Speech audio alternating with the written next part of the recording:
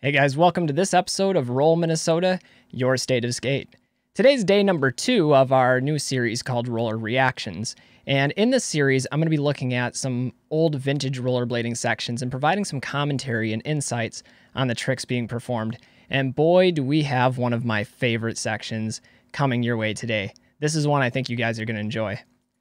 So let me tell you guys a little bit about Ryan Googins. This section is Ryan Googins' profile in The Birdz and the Beez, a video by Dan Knapmiller straight out of 2006, 2007, and it's a killer. So this section is not for the faint of heart. There are hammers galore. So Ryan Googins is one of the nicest guys I've ever met and an amazing skater, probably the most naturally talented skater I've ever seen. And I don't want to overhype it too much. I'll let his skating do the talking for me, but let's just go ahead and jump into his section. This is one I think you guys are going to want to see. So it begins with this cool song by Madonna, and you wouldn't really think that Madonna and rollerblading go together, but in the case of Ryan Googins, the fast-paced nature of the song and of his skating just come to sync really well. As I stated, this video was made by Dan Knapmiller. He's actually working on the Crow video right now, which is something we're highly anticipating in the Minnesota region. One of Minnesota's most legendary skate spots here. This is Valley View. And we're not adverse to skating in the snow in Minnesota. That's something that we do regularly. And Ryan makes it look easy, even with a snowy, icy run-up and landing. You gotta love the hurricane topsoles. That's a trick that looks good regardless of what it's done on. A lot of quick kinks happening on this one.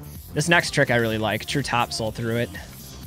Tough trick to hold, especially through all the quick kinks. Fun fact, that cuff that you just saw in the picture had a little dedication to Ryan's dad. At the time he was making this video, his dad had died of cancer about that time, John Googins. And so, kind of a random fact, but over the years, Ryan had given away some of his rollerblading stuff, his old parts, his old skates to other people, and it's kind of passed hands over the years. And I actually have one of those cuffs sitting over on my table right now. It's a decoration. And Ryan, if you're watching this video, if that's something that you'd ever want back as a sentimental piece, as a memento, hit me up and I can get that to you. But right now, it's just one of my rollerblading decorations in the shrine. So this is pretty cool. This rail looks like a lot of fun. I've only skated it once myself. And you can tell by his clothes that these are tricks that Ryan must have just landed all in the same day, which really is a testament to his ability to be able to clip up that many times on one spot. Here comes the big one. This is probably the biggest trick that sticks out in my mind from this section. And I don't want to spoil it for you guys, but it's huge. So Ryan hits this disaster back royale, and that is so much larger in person if you've ever had the chance to go visit it. Another legendary Minnesota skate spot here. This is Farmers Market.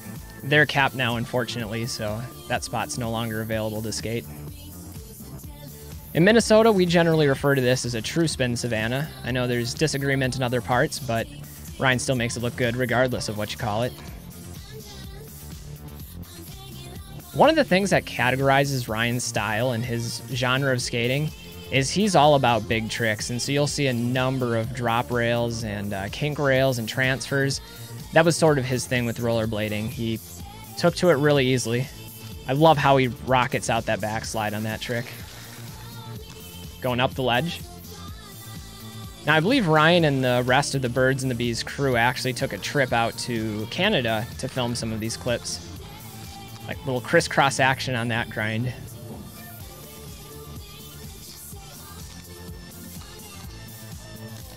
Some switch ups there.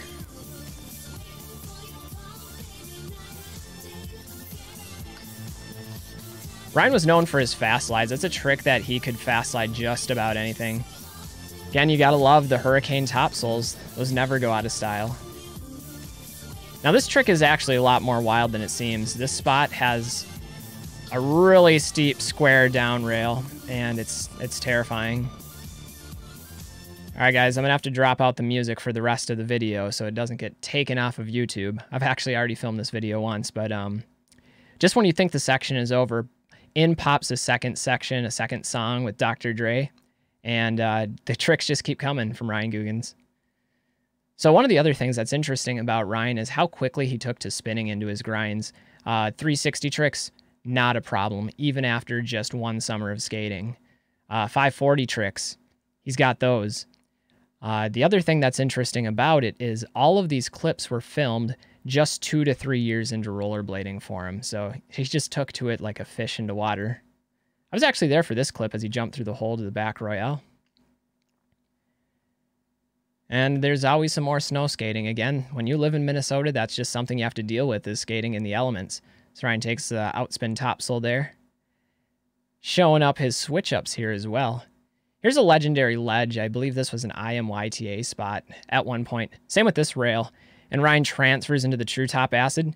And what I can't believe from this, even to this day watching it, is he lands fakie on that sewer drain down at the bottom of the rail. And even though he's only skating anti-rocker, he's still able to just roll through it. And that's classic Ryan Googins, making things seem impossible, but just pulling it off with ease. So that really makes no sense to me. True top acid through a kink. There's another trick that you typically wouldn't think of as a go-to trick down a kink rail.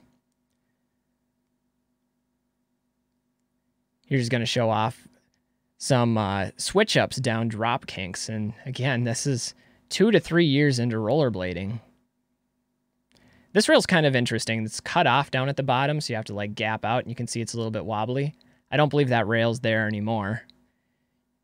Another rail transfer from Ryan, and this is one of the other hammers that comes to mind from this section, is this massive drop kink rail, and he switches up into the alley-oop Unity or Savannah, depending on which point you come from. And then lastly, a trick that I think I've never seen anybody do on a rail besides Ryan, and the expression on his face says it all, that, you know, he's the man. He's really one of the best rollerbladers to come out of Minnesota. So, in conclusion, guys, some things to say about Ryan Googins is Ryan is one of the nicest guys that's out there, and he's a really talented skater. Even to this day right now, Ryan is still serving the community as a police officer, so he's still heavily involved. And even though his skating days are gone, he's left a lasting impression on Minnesota rollerblading. So that's going to wrap up for this episode. If you guys want to see a specific section, let me know in the comments down below. Otherwise, I'm going to keep trying to throw some of these out there on the daily. Again, make sure as you're out there during these trying times that you stay safe, that you stay healthy, and keep in mind what's most important in life: our friends, our families, our communities. And, you know, if you guys are out there, remember to keep rolling and to keep staying up with the things that matter. I'm Butch Lehman. This is Roll Minnesota, and I hope you guys enjoyed this section from Ryan Googins' profile in the Birds and the Bees. Until next time, guys, I'm going to tell you guys peace, and we will see you on the flip side.